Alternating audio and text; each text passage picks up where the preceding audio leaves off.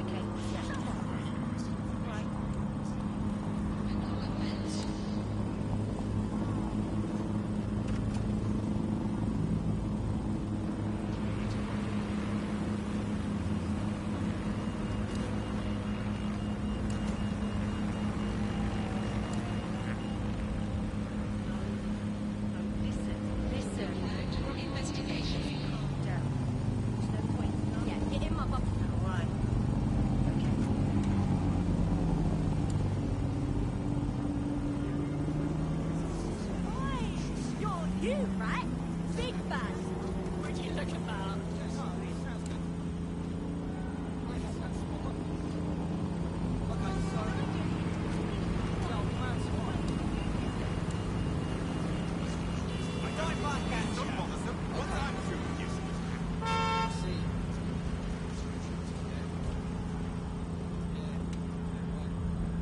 You have something to say to me?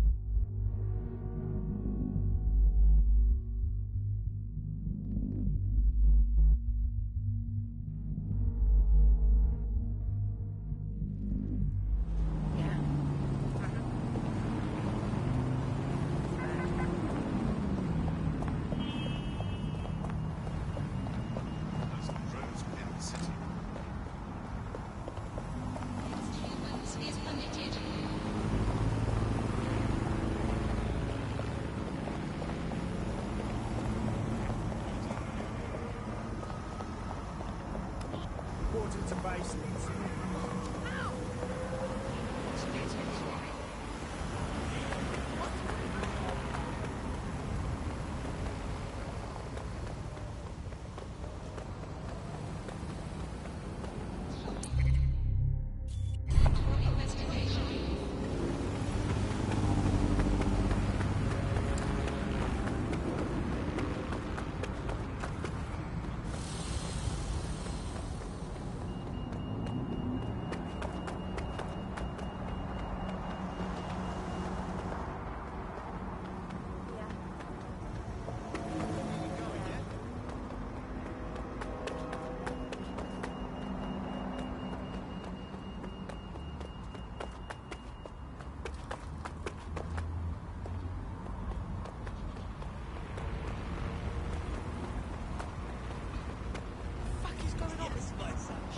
Just calm down. Yeah, no, I told him. Yeah. Fucking Egypt.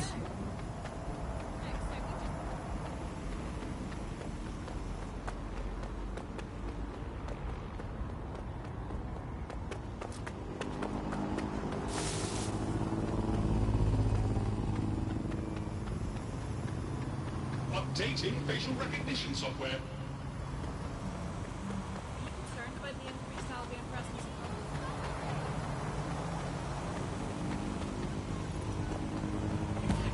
We don't need you here.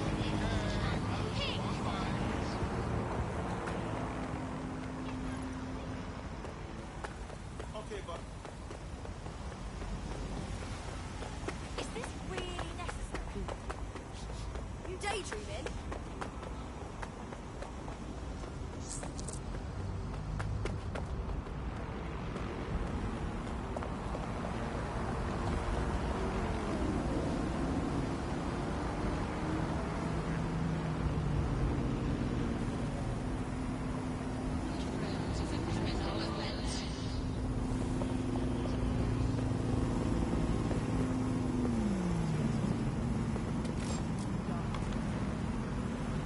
Awaiting area driver.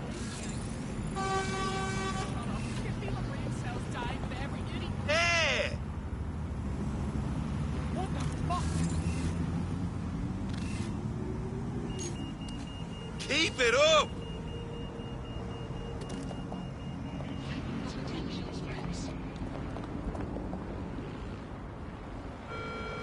All citizens are required to present their optics to Albion personnel upon request. Thank you for your compliance.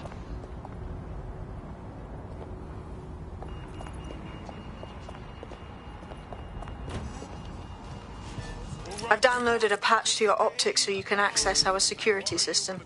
It's set up so that I can't just let someone who isn't DedSec in. You'll have to do the manual override. Secret passages and hidden bases. Oh, I fucking missed this shy. Of course, I myself, I've always been arrogant, nihilistic, narcissistic, because I am myself. watch out, there's an active shooter. Particularly obstinate and at hand. But I am a high-functioning obstinate asshole, like so, you know, stressed. Perfect amount of normal. Whatever you do.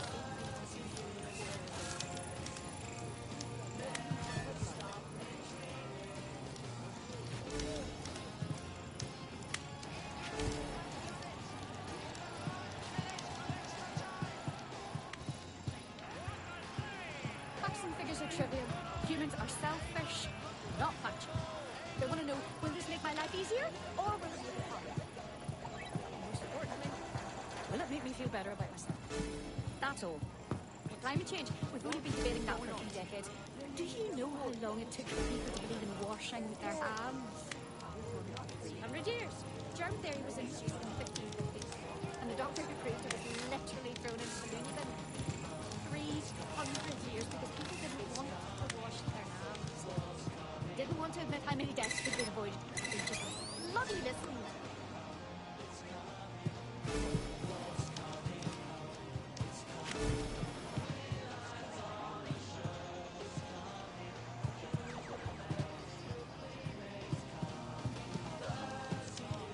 Episodes. what? Don't know how you stand.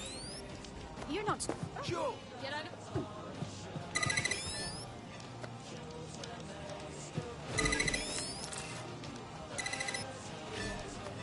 One of Sabine's, are you?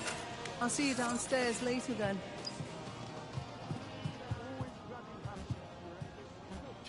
Open sesame.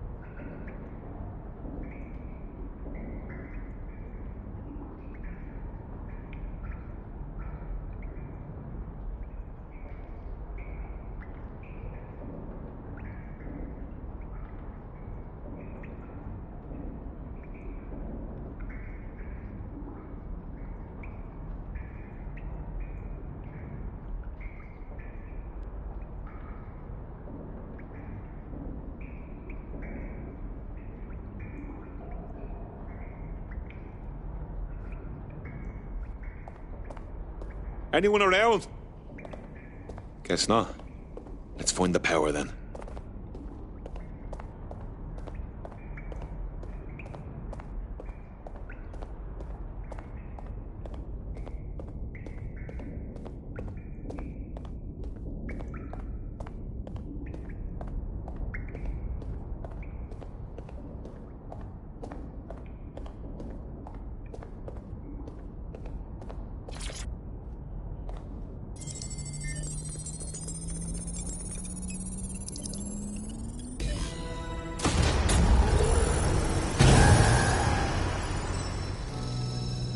No DedSec registration detected. Identify yourself, or I'll seal the exits, hack your optic, and read you every drunken email you ever wrote until you starve. And you'll have to explain my untimely demise to Sabine. Sabine's alive? Well, that's one piece of good news. I'm Bagley, DedSec's definitely not stolen, highly advanced AI assistant, and it seems I've been out of commission for a few months. Anyway, why don't you go connect me to the DedSec network so I can become more powerful than you could possibly imagine? I mean, catch up on what I missed.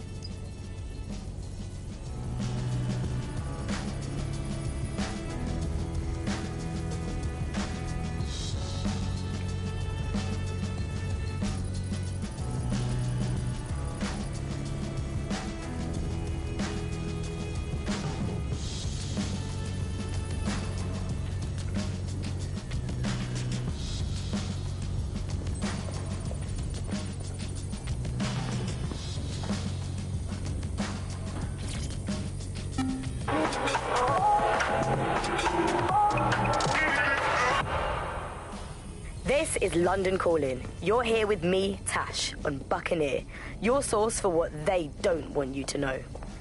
In today's world, we've all had to get used to our every move being tracked by the optic on our temples, by the cameras around us, and with every click we make online.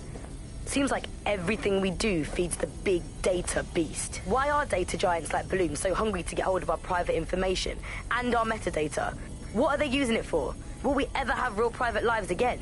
What is privacy in the digital world? And what happens when capitalism and surveillance become one? As you know, we keep all names confidential on Buccaneer. Speaking from a secure location, here's new technology strategist Charles, who worked all over the world trying to keep democracy strong in the face of the data assault.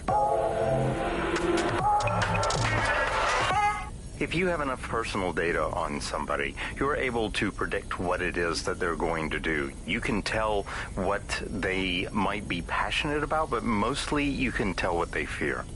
And if you can tell what someone fears, then you can manipulate them and you can move them in particular directions. Like, data is collected on citizens in every possible way.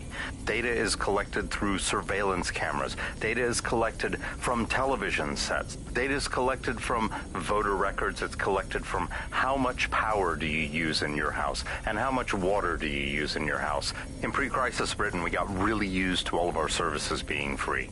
Everything suddenly became free that was digital. But what people forgot is that if you're not paying for it, then you're the product being sold. If technology brings out the worst in capitalism, capitalism brings out the worst in technology. Senior academic Alfie tells us how big business repurposes big data. Historically, what's happened, of course, is that people have traded their privacy for their convenience. As smartphones and other kinds of technology came in and became mass-consumed, mass-used items and technological objects, gradually people were so attracted to the affordances of these technologies that privacy kind of retreated into the background and into a state we've got now where it's essentially gone. Having this access to this data makes huge tech companies like Bloom so much more powerful than they would be otherwise, and not just in the obvious ways. Of course, there's a lot of worry and fear over what they can do with the data. They can track anyone, find anyone, see what every individual is doing at any point in time.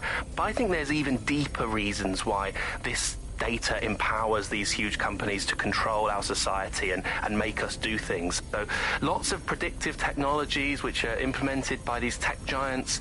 It's not only interested in knowing what we're going to do, but influencing the patterns of our movement. So technologies might suggest routes to use in the city, places to go, restaurants to go to, cafes to go to, music to listen to. And these suggestions are not just predicting what we might like to do, they're actually influencing the way citizens move, think, eat, meet, and use their city as a space. So London has become a place where a small group of surveillance capitalist companies like Bloom can control the movements of individuals and orchestrate the way they move around their city and the way they essentially live, the things they do, the things they enjoy, and the life they lead. So we're really kind of outsourcing our decision-making, I would say, to a huge corporate capitalist company, and there's something very, very scary about that indeed. All these technologies can be used to not only influence us to act as the perfect consumer, but also to prevent us from doing radical and revolutionary things. So technologies in foreign nations that have been used are things like heat map features which show where populations are gathering. In-game rewards can be offered to people to take different routes, things like that. Traffic data can be manipulated to prevent people gathering and protesting, as has happened in some of the authoritarian regimes across the world recently. So what we're looking at is not only a set of technologies which make people behave as ideal consumers, but ones which actually can be put to use to prevent radical and disruptive behaviour in the city, which limits the power of any kind of revolutionary force. So, if you thought you had a private life, get used to it. You don't. And we're not going to reclaim our lives without a fight. I'm Tash, and you've been listening to Buccaneer, keeping the resistance informed. Keep listening, keep fighting, and remember, nobody owns you but you.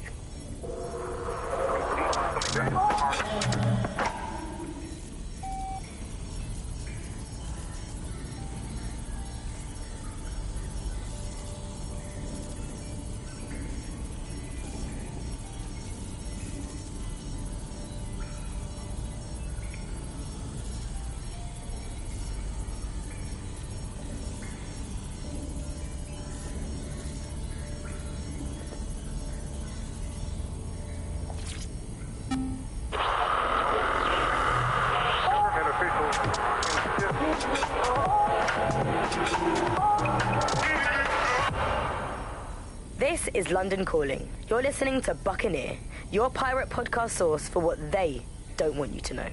I'm Tash, and this time we're giving a special shout out from us to the boys and girls at the Signal and Intelligence Response Service, better known as SIRS. Why not? They're going to be listening anyway. They're listening to everything. They probably know that you're listening to this show right now, but don't worry.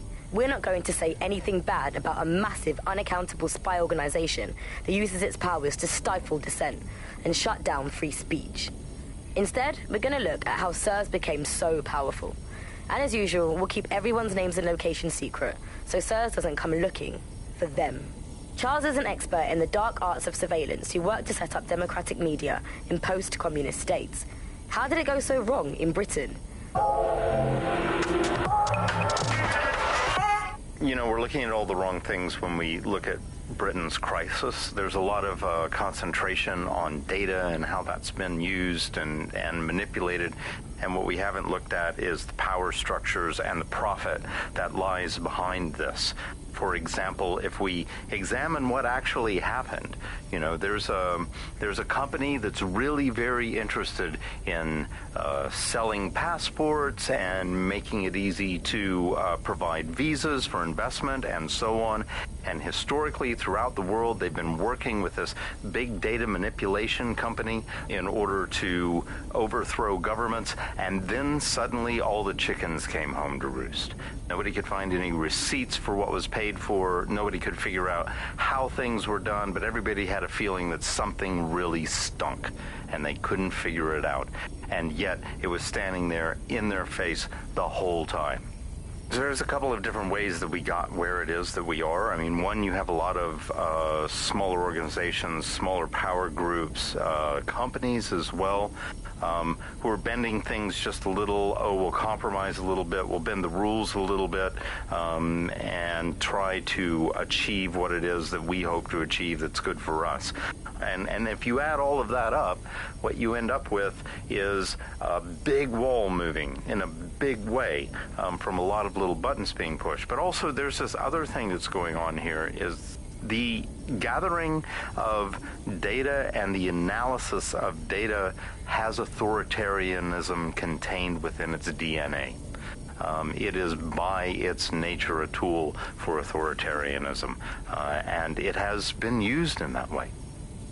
How does big data look into our lives? James covered it for the pre-crisis press.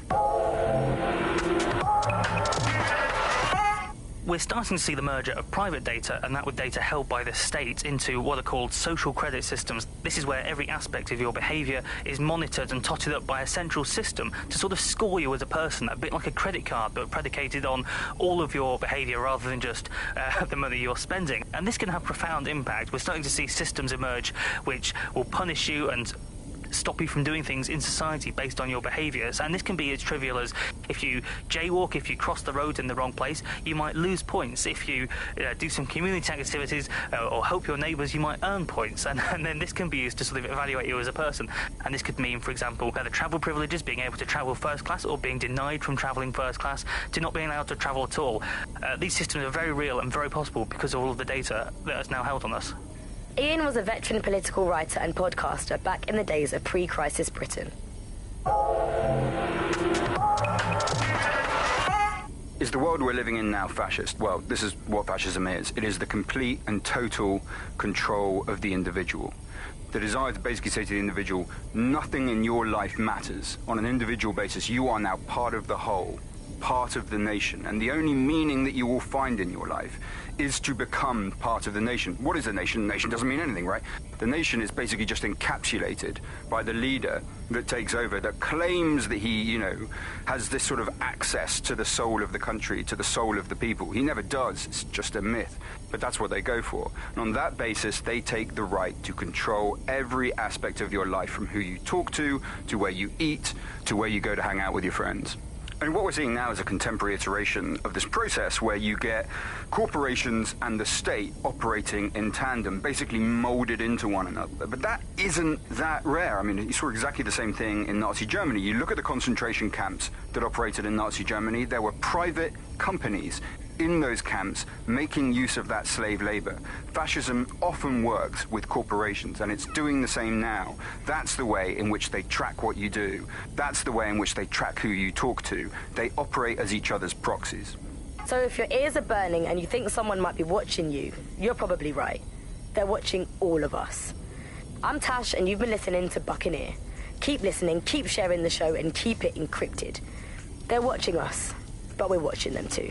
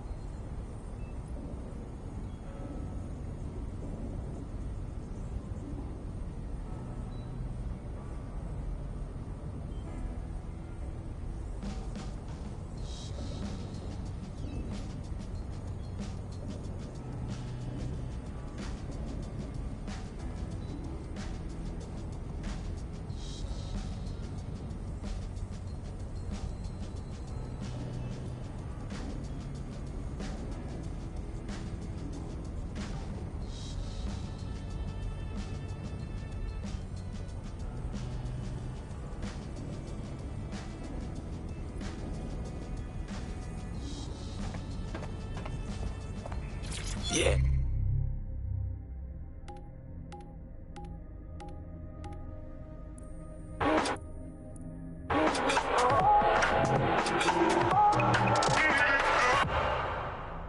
This is London Calling. You're here with me, Tash, on Buccaneer, your source for what they don't want you to know. In today's world, we've all had to get used to our every move being tracked by the optic on our temples, by the cameras around us, and with every click we make online.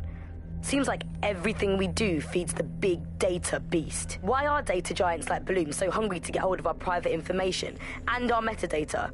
What are they using it for? Will we ever have real private lives again? What is privacy in the digital world? And what happens when capital...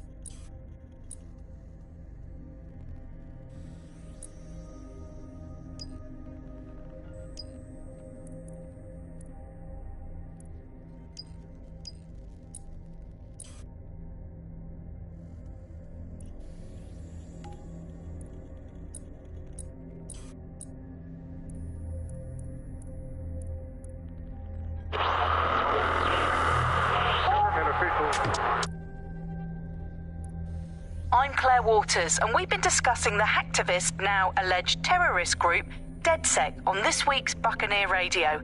I have Colin calling in. Colin, what's your take? Now, I've been saying from the start we should have rounded up DedSec and thrown them in jail. Now, I'll say they should all be lined up and shot. You don't find it awfully convenient that they've been fingered as the attackers, but we've seen no proof? Look at Tone! Look at our city! What more proof do you need? Well, Colin, I'd say you have to look at their history of non-violent action. Albion's put more civilians in the hospital in the past few months than DedSec ever has. I smell a scapegoat. Now I have Emily calling in. Emily, what's your take? You're absolutely right, Claire. The government's just framing DedSec because they want to make it seem like they have this under control. They probably have no clue who was behind the bombings. But that doesn't look good on the news, does it? DedSec's been a thorn in their side. Who better to pin it on? Angie, I have you next. What do you make of all this? I think, if anything, DedSec showed their true colours. It's terrifying to think we harboured such a dangerous element for years. Terrorists in our own backyard. Do you find DedSec more frightening than the different gangs in London, like Clan Kelly? Clan Kelly might set your shop on fire and maybe they'd kill you, but even they wouldn't try to blow up all of Parliament. Next, I have Crypto King. Do you feel safer using a pseudonym? Everyone should. Why make it easier for them to track you? And now we've seen what they're capable of and how far they're willing to go. Hold on. Do you mean the government? Are you suggesting the government was responsible for the bombings? Oh, trust me, Claire. They didn't do it alone. They're all in on it. The government, Albion, Sirs, Bloom, Sky Bloody Larson, and all the way up to Downing Street. They want to keep us scared, harness us with mind control, suck every last ounce of usefulness out of us, and even in death they'll sell off our bodies. And what do you suggest we do, Crypto King? Go underground. Deep enough, no electric signal can get you. It's the only way. Well, thank you to all of our callers today, and thank you for tuning in and scouting for the truth along with me. Next week, Buccaneer Radio will be diving into the Albion Corporation. Just who are these men and women being paid lucrative amounts for the city's defence? Are they protecting us? Protecting London? Or someone else's interests? See you next week, fellow pirates. Claire Waters, out.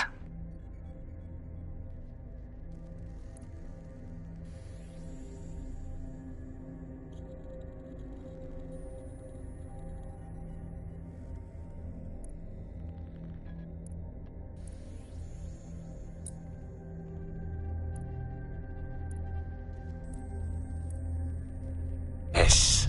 Add you to the collection.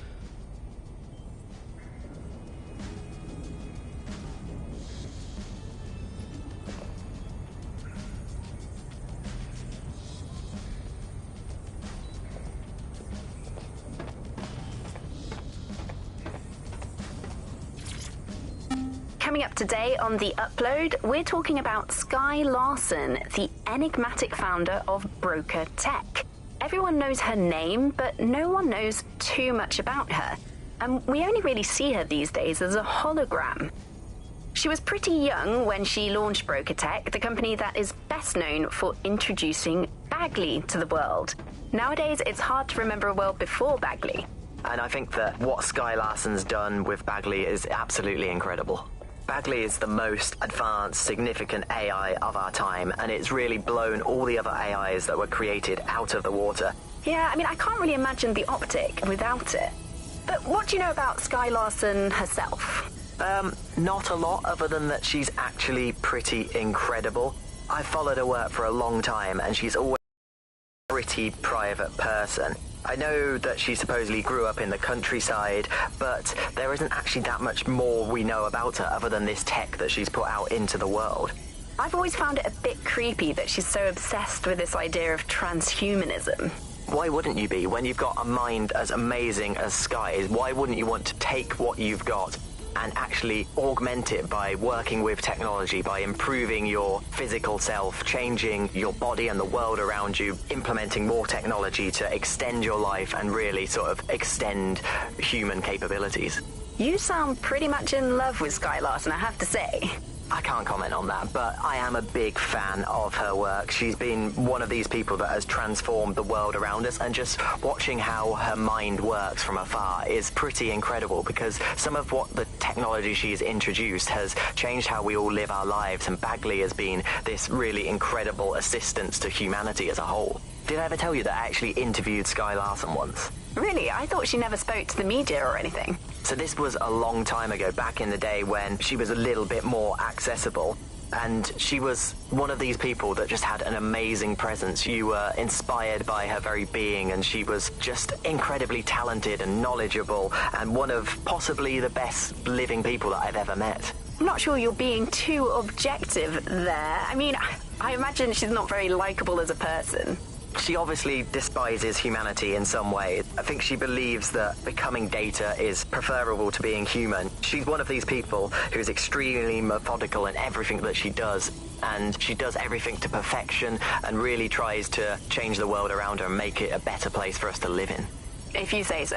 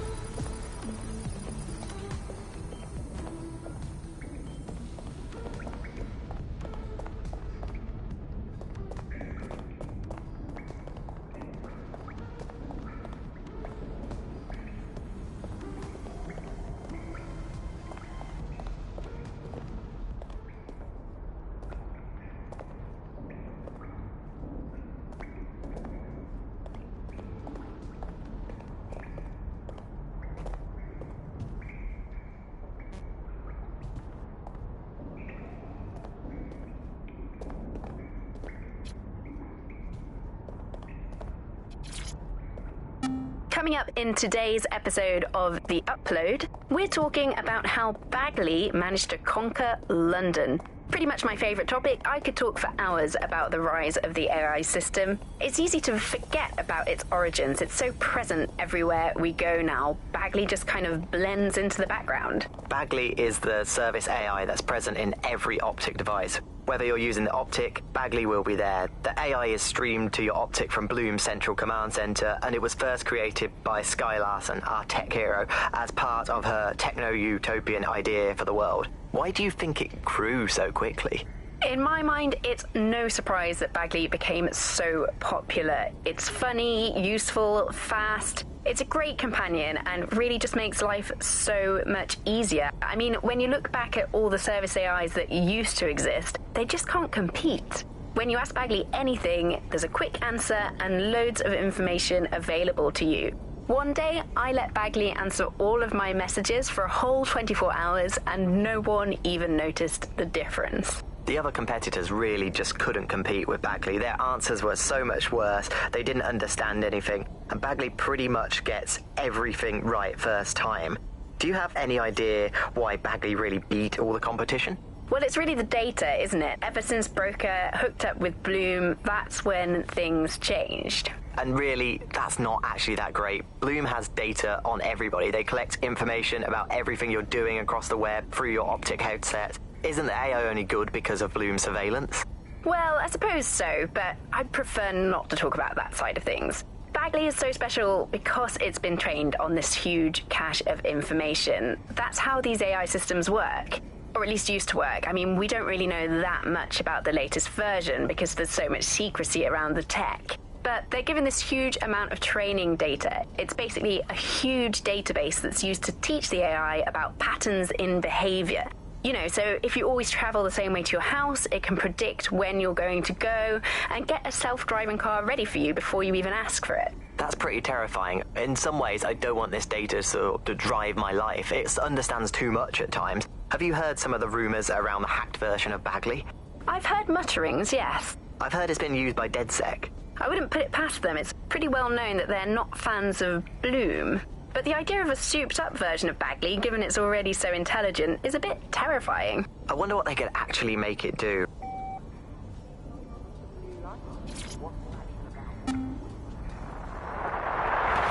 From the Buccaneer, this is The Bug. Hello, Resistors, it's bug time. Are you all sitting comfortably? No? Good. That's as it should be. This is The Bug. I'm Andy, and joining me to analyse the latest blowflies to emerge from the corpse of a once free Britain, it's Alice. Hello, Andy. And today, we're going to talk to you about Albion, your friends and mine. Alice, the government has extended Albion's contract and have also boasted that violent crime has plummeted to a record low. Now, extending Albion's contract, to me, that's like having a pet dog, let's call it Nigel for the sake of argument, that attacks you every single day and thinking to yourself, wouldn't it be nice if Nigel had puppies? That contract has been extended so many times, it's like the neck of a politician that's criticised the government. I'm not sure entirely how those contract extension negotiations went, probably like a footballer. In the old days, I assume Albion's agent was leaking stories to the press about how our favourite private militia was being tapped up by Barcelona or Bayern Munich. The government panics and thinks, well, we better get them signed up before it's too late. But still, violent crime, a record low, although I imagine that probably depends exactly how you count it. If you include violent crime committed by the state, either themselves or via Albion, their chosen violent crime contractors who provide such a very valuable bargain service of beating people up, well, it's probably not quite as low as the figures suggest. I don't know. I think they're probably right. Who has the opportunity to commit violent crime these days anyway? The moment you pick up a fruit knife, you get tasered by a robot policeman and deported for looking Bulgarian. It's a much more peaceful society. It's just much less of a society. I want to know the details of the contracts, Alice. I mean, are they paid per dissident duffed up? Is it a set rate for each extrajudicial state mugging? And what is that rate? What do you think? Well, they certainly look like they're trying to hit a quota of some kind. Well, what is the set rate? Is it, 99.95 cryptos? Bargain. Seems very reasonable indeed. I imagine they don't ask too much anyway, because it's just so nice to get paid for doing your hobby anyway, isn't it? I imagine it doesn't even feel like work. I mean, who needs violent crime anymore anyway? You know, you can just starve to death without even starting a gang war. We do have to ask, exactly what does the Prime Minister make of all this? Let's ask him. Oh, I hope they pick up. Hello, you're through to number 10 Downing Street. Hello, is the Prime Minister there, please? Let me just check. Sorry, you've missed him. I'm afraid he's popped out for the decade. Oh, never mind. Is there anyone else I can talk to? Yes, of course. There's a shady cabal of vested interests who control him and prop him up in power. Great, I'll have a chat with them then. Oh, Andy, remember when you could get away with prank calls without people coming round to your house to beat the shit out of you? Oh, happy time.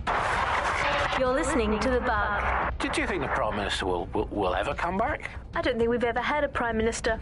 Well, that's a much more reassuring way of looking at things. What have we become, Alice? When you look at the state of our politics, we're supposed to have the mother of parliaments. Well, this is one mother that has emphatically abandoned her kids in the woods to be brought up by wolves. And let me tell you, that never works out like it does in the stories. Wolves are bad parents, unless you're a wolf, in which case they can do a job bringing you up as a wolf. Do not give your children to wolves. And do we actually own anything as a country now? Is there anything we haven't flogged off for profit? Oh, I think we've basically just become a homeopathic Britain. Diluted and diluted until there's barely a trace of the original Britain left. But some quackish lunatics insist it actually works better that way. It's total bullshit. Is there anything left? New on The Bug this week, a new feature, the Bug Off feature. The person who has most irritated us in Britain this week, we're going to tell to bug off. And to get things going, I'm going to nominate Big Nigel. Nigel Cass. Look, this is Britain. History tells us this place is a bastion of freedom. I'm just not sure that kind of freedom should involve Big Nigel expressing his freedom to run a private army. I guess, historically, there is a precedent. The East India Company. That was a trading house with an army of 250,000 soldiers, which is a lot for a company. The Bug PLC has Alice with a water pistol. But crucially, compared with Albion, the East India Company didn't operate its 250,000 strong army in London. It did it a long way away, out of sight, out of mind. Anyone to nominate for the bug off, Alice? I think today's bug off for me goes to my streaming service. I'm sick of being recommended things based on things I already like. The other day it recommended me to watch a reality TV competitive dating show set in a nude commune. Andy, I watched it and I liked it, and I do not want to be the kind of person who enjoys nude competitive reality television dating shows. I did not want to know that about myself. I have to go sit in the corner and cry. That's it from the bug. Don't forget the live show that is so secret it is definitely not happening at the usual time and place this month. Definitely not. And definitely do not tell anyone not to come to it. It's definitely not happening. Usual time and place. Bye-bye. Hello and welcome to today's episode of The Upload. We're talking about the Optic and how it's changed our lives. Now, as you remember, Bloom announced a new version of the Optic at the recent Tone conference, but we haven't heard too much about that since due to the dramatic events there. Let's cast our minds back and consider the technology. I mean, the Optic changed everything. It lets you see things in AR. You no longer need a smartphone. You just have the small implant that sends signals to your optic nerve and lets you see your emails, take calls, and browse the internet directly as if the screen was in front of your eyes. Instead of having to carry around a phone, you've just got the small handheld unit. So much lighter and so much more convenient. It's great. Vicky, you sound like you absolutely love the Optic. Do you actually think that it's made our lives any better? I mean, sure, it's definitely made things a lot easier. It's so simple to call someone now. All you have to do is choose who you want to chat to, and they're there, ready to talk. And browsing the web is so much easier. I remember when you used to have to sit down at a computer with an actual keyboard and mouse and type everything out. And my favourite feature is public transport. With the Optic, you can just walk straight onto the tube. It even acts as a passport. No longer do I have to dig around and try and find my old paper passport just to travel somewhere. Also, I thought that Optic's marketing strategy, making it free for people, was a stroke of genius. Genius. Bloom was really calculated when it was doing that. It was pushing this draconian device on us at all. Sure, everybody flocked to it. There was free Wi-Fi and phone plans. That definitely helped, but it wasn't a case of this is a product that you need in your life. Why do you hate it so much? It's just the worst because you had to give up your privacy expectations and accept surveillance. It was almost like the government and Bloom didn't even need to make the Optic mandatory. Making it mandatory was only to get the last holdouts across the line. If free data didn't convince you, fines and arrests from the state for not having the Optic would pretty much be enough. I mean, what do you mean by privacy problems? No one really talks about that anymore.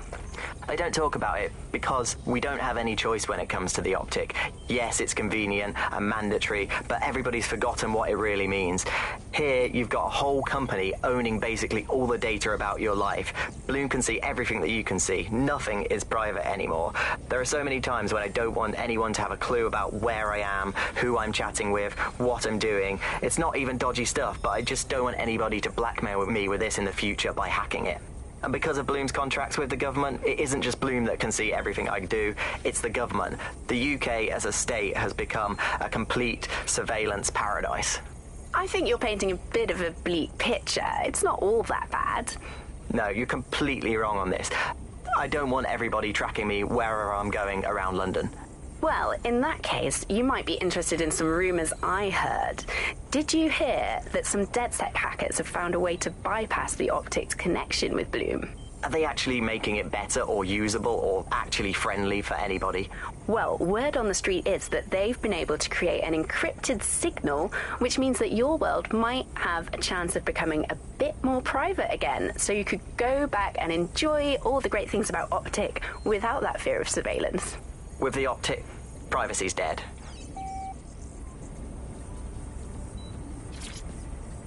Hello and welcome back to The Upload. In this episode, we're talking about CTOS 3.0, the city operating system that's now powering all of London. For those of you who need reminding, as if anyone does at...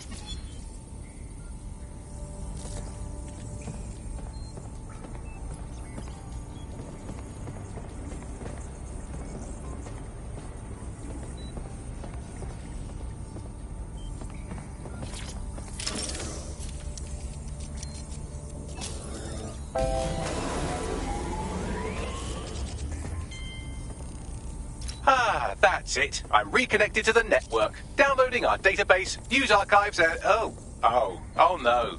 Terrorist group DedSec responsible for deadly bombings in London? Dalton Wolf dead? I leave you people alone for a second and you immediately cock it all up. That's the shape of it. What I want to know is if it wasn't DedSec who did the bombings, who was it? There's a gap in my memory after Dalton... Well, let's be honest, after I disarmed the bomb at Parliament. I'm missing information about what happened after I was taken offline. But from what I can infer, an unknown hacker group identified only as Zero Day was involved. I believe this Zero Day staged the attacks and framed DedSec for their dirty work. Come to my terminal. Sabine is requesting a video call.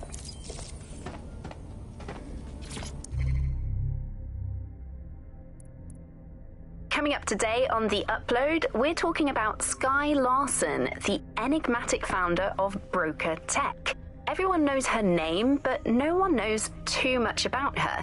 And we only really see her these days as a hologram. She was pretty...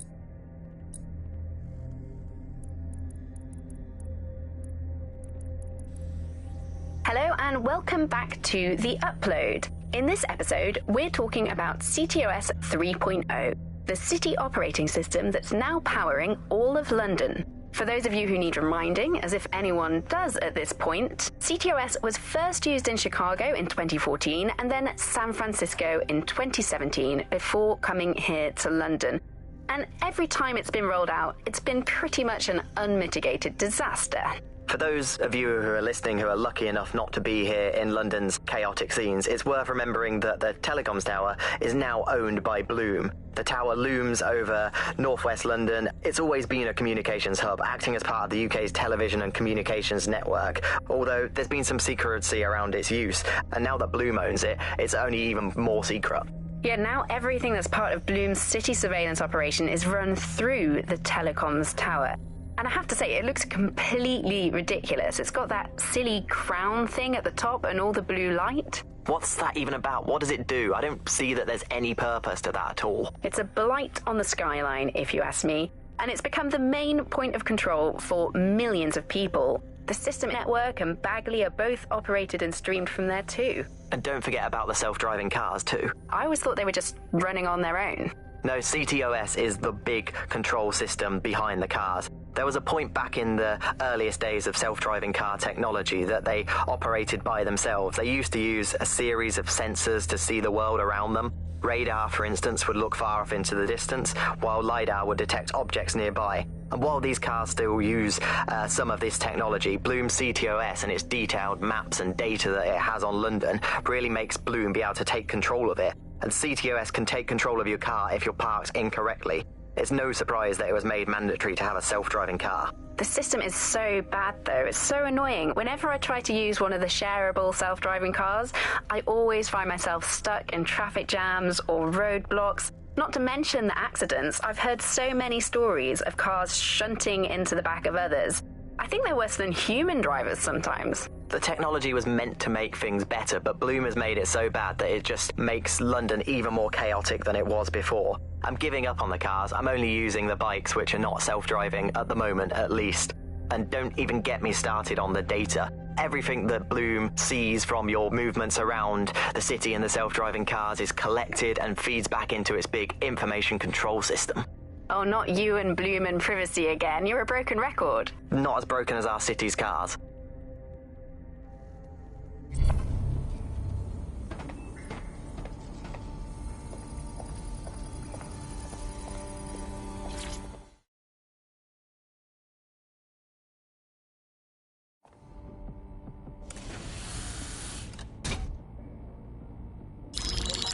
Patching in Sabine Brandt now. I suggest you listen very closely to anything she has to say. There you are. I'm glad you made it.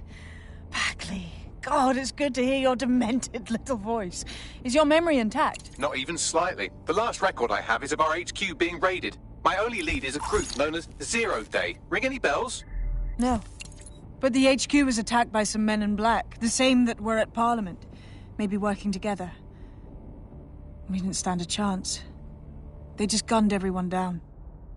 Christ. How did you make it out? I managed to escape through the sewers to Camden. A contact smuggled me out of the city, and I've been hiding out in the north since. Prudent. Your profile is red flagged as a high-priority target in the city's surveillance system. Even a partial recognition hit would have you hunted down and shot on sight. DedSec is about as popular as the plague these days. Look, you know I'd do anything for you, but fucking hell. Sabine, that's a lot to ask. Listen, if anyone knows anything about risks, it's me. I lost everything and everyone. But it comes down to this. London is in a death spiral. And if DedSec can't pull it out, trust me, no one can. The city needs a resistance. And it starts with you. What do you say? Fuck it. As fate's worse than death. Excellent. New user registered. Welcome to DedSec.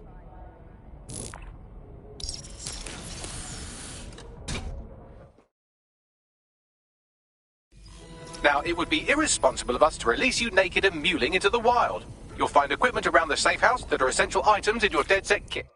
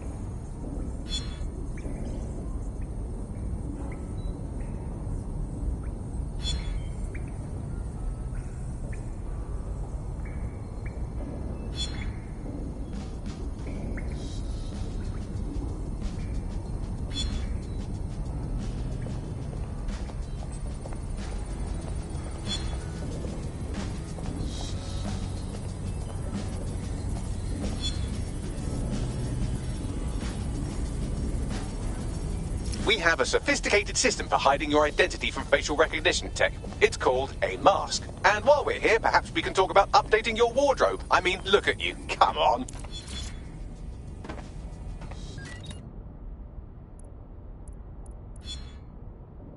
You've got all these fancy new toys, but it's also...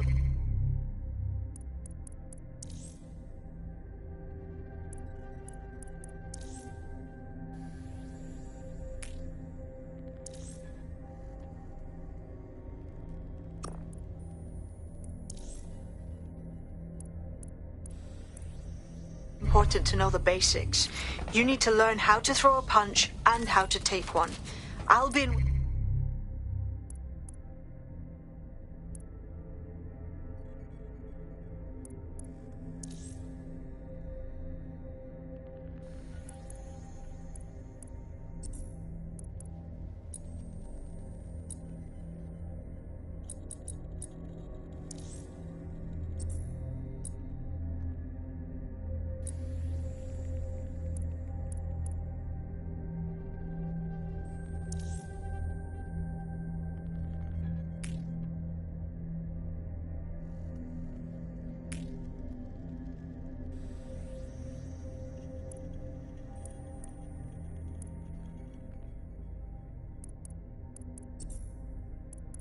will escalate if you come at them with a gun and shoot you down. We want to avoid collateral damage.